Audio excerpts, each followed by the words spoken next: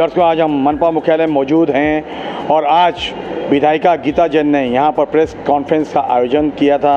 उस press conference में उन्होंने बहुत ही महत्वपूर्ण मुद्दों पे चर्चा की और जानकारी दी। महाराष्ट्र सरकार से तकरीबन 21 विधायकों का एक शिष्टमंडल जो जापान गया था और जापान दौरे पे उन्होंने काफी कुछ सीखा है और कचरे का सेग्रीगेशन किस तरह होता है और कचरे से किस तरह के प्रोडक्ट बनाए जाते हैं उन्होंने जानकारी दी है। जो जापान में टेक्नोलॉजी इस्तेमाल हो रही है, मीरा भाईंदर वसई विरार में टेक्नोलॉजी मिलके अगर इस्तेमाल हो जाए तो ना ही बदबू कचरे से फैलेंगी और ना ही लोगों को उससे तकलीफ होगी। गीता जी ने और जानकारियां दी है कि कल यहाँ पर उप मुख्यमंत्री देवेंद्र फडणवीस का आगमन होगा और उनके हाथों कई महत्वपूर्ण भूमि पूजन होने वाले हैं। आइए जानते हैं गीता जी से क्या कहना है, क्या प्रकाश डालेंगी। कल ही मैं जापान दौरे से आई हूँ तो मुझे लगा कि वहाँ क्या पॉजिटिव है क्या नेगेटिव वहाँ कुछ भी दिखा नहीं, लेकिन माननीय राहुल जी नार्वेकर जी के अध्यक्षता में हम लोग 22 MLAs वहाँ गए थे।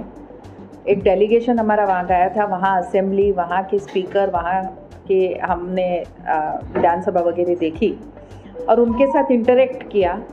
मेन जो हमारे जहाँ जहाँ हमें लेके गए वहाँ टेक्नोलॉजी के लिए लेके गए थे, चाहे वो गाड़ी बनाने की टेक्नोलॉजी हो चाहे और कुछ टेक्नोलॉजी हो। लेकिन सबसे जो सुंदर, यानी मैं अगर आपका पॉइंट आउट करना चाहूँगी तो वो टेक्नोलॉजी है वेस्ट मैनेजमेंट की। हमें वो प्लांट में लेके गए थे और मुझे लगता है कि जापान के जैसा वेस्ट मैनेजमेंट मैंने शायद ही कहीं देखा है। मैं बोलूँ कि कहीं नहीं देखा है तो चले। कहीं भी लोगों के, आदमियों के हाथ नहीं लगते। हमारे यहाँ हर बार हादसे होते हैं। हर बार हम ये सोचते हैं कि वहाँ ये हाथ लगाते हैं तो उनको बीमारियाँ 17 होती है।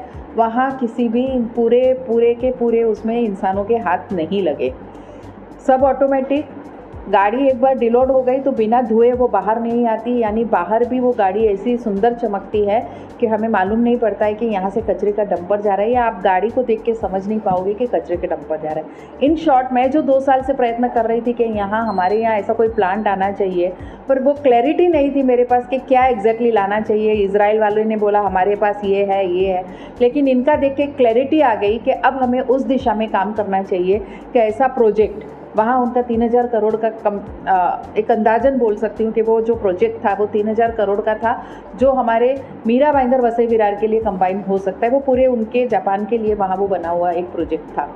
तो अमूमन यानी हमारे रुपीज़ में 3000 करोड़ का वो प्रोजेक्ट है, लेकिन उसके बाद एक बार अगर वो प्रोजेक्ट में हम कुछ डाल देते हैं तो उसके बाद एक भी कचरे की ऐसी कोई भी चीज़ नहीं थी जो वेस्ट गई। उनके वहाँ टीन बहुत होते हैं तो उसमें से उन्होंने मेटल बनाया, फ्लाई ऐश बनाई, इलेक्ट्रिसिटी बनाई, गैस बनाए, खत भी बनाए। हर एक चीज़ का उपयोग करके उन्होंने उस प्रोजेक्ट की रकम को अब वापस आना शुरू हो गया है।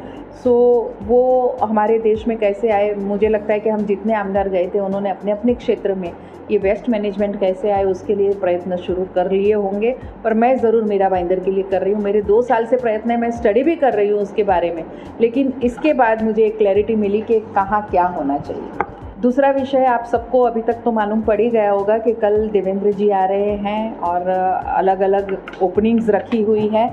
तो वो ओपनिंग के बारे में आपको बता दूँ, कुछ भूमि पूजन है, कुछ लोकार्पण है। 210 और 211 आरक्षण में बेसमेंट में हम ये करने जा रहे हैं रेडिएशन कीमोथेरेपी, प्रसूति गृह ऊपर उसका रिजर्वेशन है। तो उस तरीके से, पर ये सुविधा भाईंदर में मिले इसके साथ इनकलकेट करके, यानी 210 और 211 की एक ही बिल्डिंग करके हम वहाँ प्लान पास हो चुका है और वहाँ इन सुविधाओं के साथ हॉस्पिटल खड़ा करने जा रहे हैं, जिसका भूमि पूजन कल देवेंद्र जी के हस्ते है। भूमि पूजन 2, बाकी के लोकार्पण कल देवेंद्र जी के हाथों होने जा रहे हैं।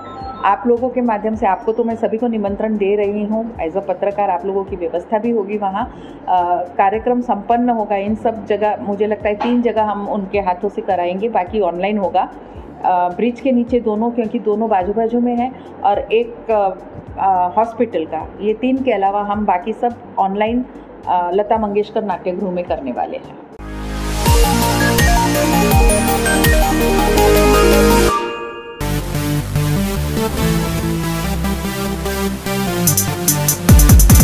Thank you.